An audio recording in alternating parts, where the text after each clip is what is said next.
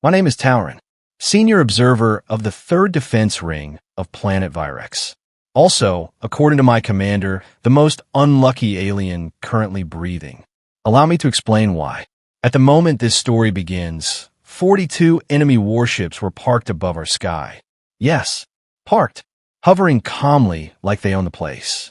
Their fleet commander, a massive brute named Gorvok, had already sent his message. Surrender your world. Resistance will only make the extinction slower. Very polite fellow. Our leaders held an emergency council. I was assigned to monitor the planetary shield generators, which sounds impressive until you realize the shield was already failing. Power reserves, 12%. Defense cannons, mostly melted.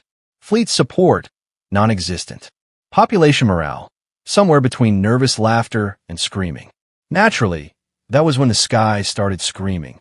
Now before I continue, you should understand something about Virexians. We are not dramatic creatures. We prefer calm logic, careful planning, organized retreats. So when a junior technician named Lumo ran into the control room yelling, "The sky is falling," we assumed he had finally lost his mind. Commander Velk didn't even look up from the tactical table. "Lumo," he said slowly, "if the sky were falling, we would all be dead."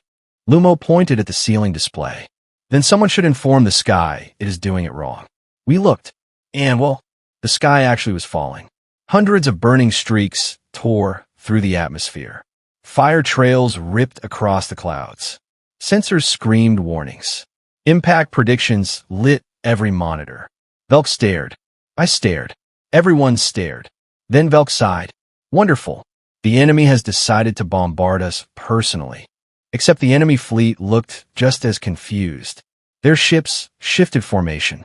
Weapons powered up. Targeting grids scrambled to track the falling objects, which, strangely, were not missiles. They were pods. Metal pods. Thousands of them. They fell like angry meteors. One of the technicians whispered, "Are those escape capsules?" Velk folded his arms. "If they are escaping into the middle of an invasion fleet, then whoever built them deserves a medal." The first pod hit the ground outside the capital city. Impact shock rattled our building. Then another hit, and another. Soon the surface scanners looked like a meteor storm had chosen our planet for target practice. Enemy Commander Gorvok transmitted again. "Virexians, what have you done?" Velk answered honestly. "We have absolutely no idea." For several long seconds, there was silence. Then the pods began opening. Our sensors showed armored figures climbing out. Tall, two-legged, covered in thick battle armor. Helmet visors glowing. One of my analysts slowly leaned toward the display. "Those look familiar." I checked the database. My stomach dropped. "Oh no." Velk glanced at me. "What?" "Humans." The entire control room went quiet. Now, humans are a strange topic in the galactic community. Most species treat them like a rumor you hear in bad space bars. Stories about impossible survival. Stories about fighting while laughing. Stories about soldiers who land directly inside enemy lines because it saves time. Naturally, we assumed those stories were exaggerated. Apparently, they were not exaggerated enough. The first group of humans landed directly between two enemy landing battalions. Their pod doors blasted open. 12 humans stepped out. Enemy troops aimed weapons. The humans waved. One human walked forward and spoke into a small device. Our translators caught the message broadcast on open channels. "This is Captain Rhea Cole of Human Expeditionary Group Titan. If you're the hostile fleet, congratulations. You have our attention." Enemy Commander Gorvok responded immediately. "You have entered an active war zone." Rhea Cole nodded. "Yeah, we noticed that on the way down." Velk slowly turned toward me. "Tauren." "Yes, Commander." "Did the humans request permission to land here?" "No." "Did anyone invite them?" "No." Velk rubbed his forehead. "So, humans just arrived during an invasion?" "Yes." Before he could respond, our surface scanners exploded with movement. Human soldiers were spreading out from their landing pods. Heavy weapons deployed. Mobile barriers activated. Small drones launched into the air. They moved fast in a way that made professional soldiers nervous. Captain Rhea Cole spoke again. "All right, team. Situation looks messy. Local species seems nice. Invaders look rude. One of her soldiers asked, "Plan?" She answered immediately. "We help the nice ones." Enemy Commander Gorvok laughed across the channel. "You are 12,000 soldiers against my entire fleet." Rhea Cole paused. Then she said something that still confuses military analysts to this day. "Oh good, we brought enough." Velk blinked. I blinked. The enemy fleet blinked. Because at that exact moment, the sky screamed again. More pods. Thousands more. No, not thousands. Hundreds of thousands. Every sensor across the planet lit up. Human soldiers were still falling from orbit. Velk whispered slowly. "Talran." "Yes. I believe the humans have decided something." "What, Commander?" Velk stared at the burning sky. "I think they decided this is their war now." And far below us, Captain Rhea Cole looked up at the incoming storm of reinforcements and smiled. I will admit something embarrassing. When the second wave of human drop pods began screaming through our atmosphere, I thought they had made a mistake. Not a small mistake.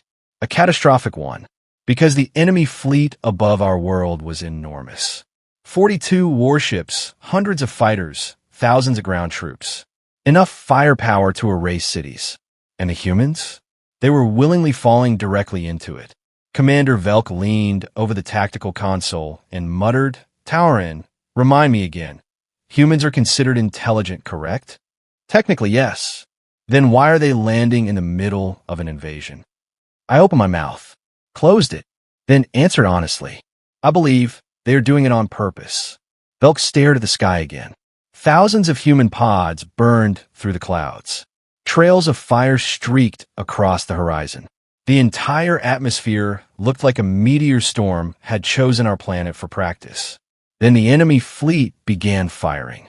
Anti-air cannons opened from orbit. Energy beams slashed downward. Explosions ripped through the falling pods. Our control room went silent. Velk whispered, "That is horrible." I nodded, until our scanners updated. Destroyed pods, 12. Pods still falling, 200,000. Velk blinked. I blinked. Someone behind us quietly said, "Oh." Apparently, human engineers believe in overwhelming redundancy.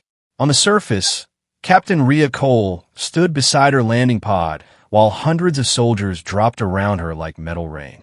Another pod slammed into the ground nearby. It exploded open. A human soldier climbed out, brushed dust off his armor, and said, "Sorry I'm late." "Traffic." Cole pointed toward the enemy army assembling across the valley. "Good. You can start apologizing by helping shoot those." Human soldiers spread out with alarming efficiency. Heavy cannons deployed. Portable missile racks locked into place. Drones filled the sky like angry insects. Our sensors struggled to keep up. Enemy Commander Gorvok transmitted again. His voice sounded less confident. "Human forces, you are interfering with a lawful conquest." Captain Cole answered calmly. "Buddy, you park your fleet over our friends. That makes it rude. They're not your allies." Cole shrugged. "There now." Velk whispered beside me. "Did she just adopt our planet?" I believe she did. The battle began seconds later. Enemy ground forces advanced first. Rows of armored walkers marched across the valley. Artillery thundered. Energy blasts tore through human barricades. Human soldiers responded immediately. Missiles screamed across the battlefield. Explosions flipped enemy walkers like toys. Rail cannons punched holes through armored vehicles. The valley turned into a firestorm. One of our analysts gasped. "Humans are charging." Velk leaned forward. Sure enough, a large group of human infantry sprinted straight toward the enemy line. Under heavy fire. Laughing. Actually laughing. One human shouted through open comms, "Whoever takes down the big walker owes drinks." Another replied, "You're on." The walker exploded 3 seconds later. Even Gorvok seemed confused. His fleet launched fighters to support the ground attack. Dozens of sleek ships screamed toward the battlefield. Human response was immediate. A voice echoed across the comm channel. "Orbital command, this is Titan ground. Permission for fireworks." A new voice answered. "Permission granted." For a moment nothing happened. Then space above our planet opened. Large human ships appeared from warp. Not one, not 10, hundreds. Their engines burned bright across the stars. Velk slowly sat down. Talrun, yes. I am beginning to understand something. What is that? The humans were not reinforcing the battle. I swallowed. No. Velk pointed at the incoming fleet. They were arriving for it. Human warships opened fire. The sky erupted with energy beams and missile swarms. Enemy cruisers exploded under the sudden assault. Fighters scattered. Gorvok shouted across the channel. Human commander, you have escalated this conflict. Captain Cole replied immediately. Correct. You cannot possibly win against my fleet. Cole paused, then said something that later became extremely famous across our planet. You misunderstand. Another enemy cruiser detonated in orbit. Cole continued calmly. You were never fighting us. Velk whispered, what does she mean?